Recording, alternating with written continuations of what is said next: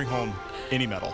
I get chills just thinking about it. Usually you measure depth of a pool by feet. Well, Team USA does it by people. They have so many quality swimmers and divers on this team.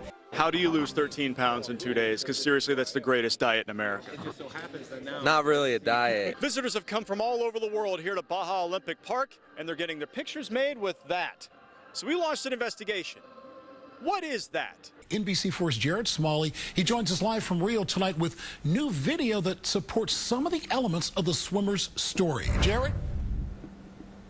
Yeah, good evening, Colleen and Mike. The United States Olympic Committee tonight has offered an apology to the city of Rio for the behavior of those 4 swimmers who they say falsely reported at robbery over the weekend, and now 2 of them are headed home tonight. Obviously, it takes a special person to reach an Olympic Games, but sometimes that special is not naturally given. It is crafted, created by hand, day after day. And that's what we wanted to show you tonight. So we recently spent a day with Ohio State wrestler Kyle Snyder, the defending world champion in his weight class and a strong candidate to win gold in Rio. Here's what Kyle does on a typical training day for the biggest tournament of his life. A lot of times I want to sleep for a little bit longer, and I'd rather stay in bed, but I have to get up. Morning routine, though, is kind of just wake up. I usually make a smoothie in the morning. It's a short walk via a shortcut through the woods. Kyle and his younger brother Kevin make the trip every morning to get to work. Kevin's an incoming freshman at Ohio State, and he's Kyle's new roommate. You know, we had bunk beds when we were younger, and that was fine, and this is fine now, too. He's clean. He buys a lot of good food, so he's good. By 9 a.m., the brothers dive into their work. No distractions. Training is hard, and competing is hard, lifting is hard, running is hard, conditioning is hard, but I always say, I think back and say I'm very happy, I'm very grateful that it's me that gets to do the hard work. This is something that I love to do, and if it was somebody else, I would not be, it would stink. Session 1 ends, a break for lunch and rest, but before the afternoon workout, It goes like this, 1, 2. the brothers ramp up their competitive spirit, teaming up for a game of Spike ball. The best game ever. You just hit this ball on this little trampoline, you have a teammate. You serve it, hit the net, and then after that, it's kind of like volleyball.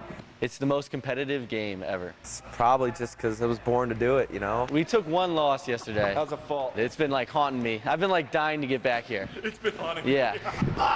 After 2 quick wins, it's back to the mats for a couple more hours. Every day, every drill, Kyle denies defeat. He's extremely competitive, but he's also extremely relaxed under almost any circumstances. So like even growing up, we would do things where like we'd put up scenarios playing basketball or something where you have to score in the last 3 seconds, and it always seemed like Kyle scored. He's a young kid wrestling in these huge events. You could get pretty nervous, and I just feel like he stays calm all the time. Kyle will not compete until the final day of the Rio Olympics, so he's still weeks away from the big day. His parents and brothers will join him there, eager to see all these hours bring Olympic rewards. If there was a camera on me while Kyle was competing, I mean, it would be hilarious how I react, because I like get so nervous. I'm definitely glad that I can celebrate.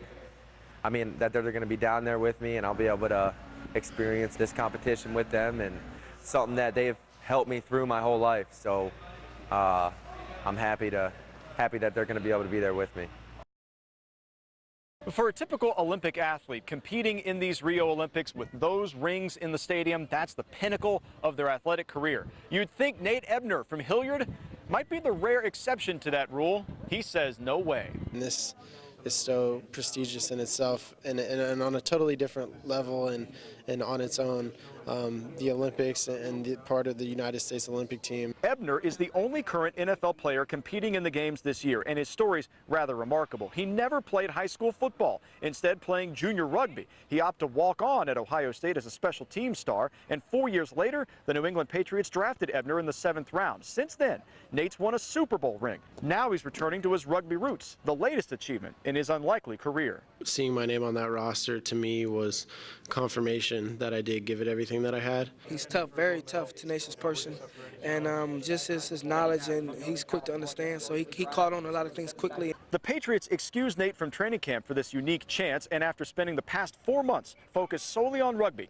he'll try to lead Team USA to the first rugby gold medal awarded in a century. It'd be one I'd remember for the rest of my life. It'd be a humbling experience for sure.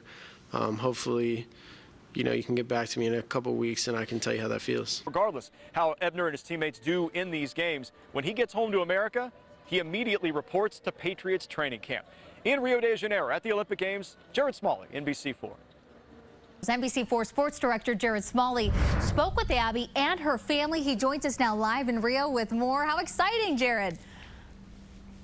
Oh, good evening, Katie. This is a great case of lost and found. Duke assistant football coach Sam McGrath, about a year ago, he pulls into the office, he looks down on the ground, and he sees a lost student ID. He picks it up, the picture on it, he thinks the girl's kind of cute. So he goes inside, he finds her on email, he messages her. They arrange to meet the next day.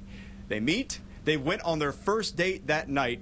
Here they are a year later, they're engaged to be married. But before all that, Abby Johnston has one further task that has some importance to it, to try to win an Olympic medal tomorrow. She's going out in style. It's been a long career, it's been a great career, but I think she's ready to be done and move on. I'm excited to get up there and perform, and I always dreamed of having my last dive be in an Olympic final. Abby finished 5th in the semifinal round, putting her squarely in the hunt come Sunday, but it's her circle keeping her there. Her fiance managed to get the weekend off from football practice to fly down and celebrate a career and a person. I just wanted to get him here and get him over to see her. I haven't seen her for 3 weeks, so it was nice getting down here and finally seeing her, not on FaceTime. She's been really focused. She's in a good spot right now. She's in a great mood. They're a very calming presence. Like, my sister's making fun of me just for being a dork, and then Sam's there for me, just spending time with me and making sure I'm not getting too nervous. Her family dressed for victory, embracing these last moments. Abby will focus on med school at Duke now and leave the pool behind. I know how much hard work she's put in. I've known all the injuries, the hard times, so it's just a lot of pride, and I just want the best for her, and I know she's going to do great. What would it mean to you tomorrow to bring home any medal? I get chills just thinking about it. To stand on the podium and watch the flag raise up, and to know that it's a really tangible goal is exciting, and I just can't wait to compete. So Abby Johnston. And by the way, we'll be following Abby tomorrow afternoon as she is in that final. They're hoping to get that green water fixed in the pool. They were trying to drain that pool overnight, refill it. Hopefully it all looks normal by tomorrow when they dive for a gold medal. It is an absolute pleasure to be joined by the youngest American wrestler to win a gold medal. Kyle Snyder, congratulations, making Buckeye Nation very proud today. Let's start from the beginning of your day. You had some tough matches just to get to the gold medal final. You were down 4-0 at one point in your semifinal match, and you had this furious rally to win. As you look back through the whole day, a one-day tournament, what sticks out most to you? Is it this medal, or is it something along the way? Well, I mean, I try not to focus all my energy into the gold medal or to the winning or to the accolades. I think the thing that sticks out to me the most is just the fun that I had wrestling and the challenges that I had to conquer on my way to the medal. I mean, the process, I find a lot of joy in the process. I find a lot of joy in wrestling in general. So just really thankful that I have these opportunities. And definitely, all 4 guys that I wrestled are world medalists. So I had a pretty tough draw, and I'm happy that it was that way. You represent a lot of constituencies. You represent the state of Maryland. You represent the state of Ohio. You represent Ohio State and, of course, the United States. Right. When you stood on that medal stand, what were you thinking about when you got that gold medal? Every time that the national anthem is played, I think about just the sacrifices that people have had to make, before I was even alive, and still happening today for me to even come out here and compete. And then I think about my family and my friends who have done so much for me. There's no way that I could be where I'm at without them. And then it was just hard to even put the emotions into words. Just even got a little teary-eyed for a second, but I was able to hold it in. But just really grateful for everything that I have. You wear it well, buddy. Thank you very much. Congratulations. Thank you. Kyle Snyder, Buckeye gold medalist. Let's go back to you. After nearly a month in Rio, Ohio State wrestler Kyle Snyder is back in Columbus, landing earlier today and showing off that shiny new Olympic gold medal. NBC4's Matt Edwards was there as the new star. The big man on campus came home. A patriotic welcome for an American champion. Ohio State wrestler Kyle Snyder's return to Columbus complete with a cake, some friends, fans, and of course, a brand new Olympic gold medal. I've flown a lot of times and I've never come back to this many people welcoming me and congratulating me.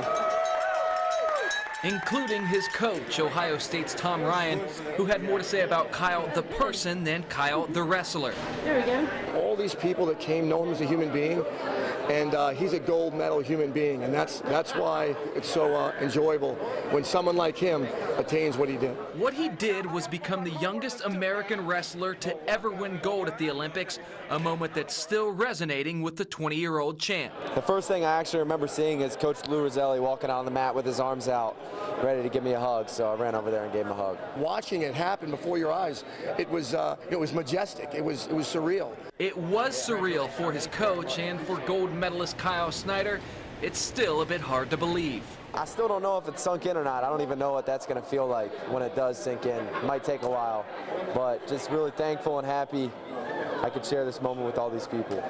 Kyle already thinking about 2020 in the Summer Olympics at Tokyo, but for now he's got business to take care of in Columbus. Still 2 years of eligibility left at Ohio State. We'll see if he can add a little more to the trophy case before then.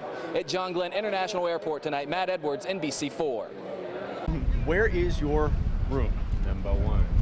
I want to have fun. I want to do the best I can for everybody.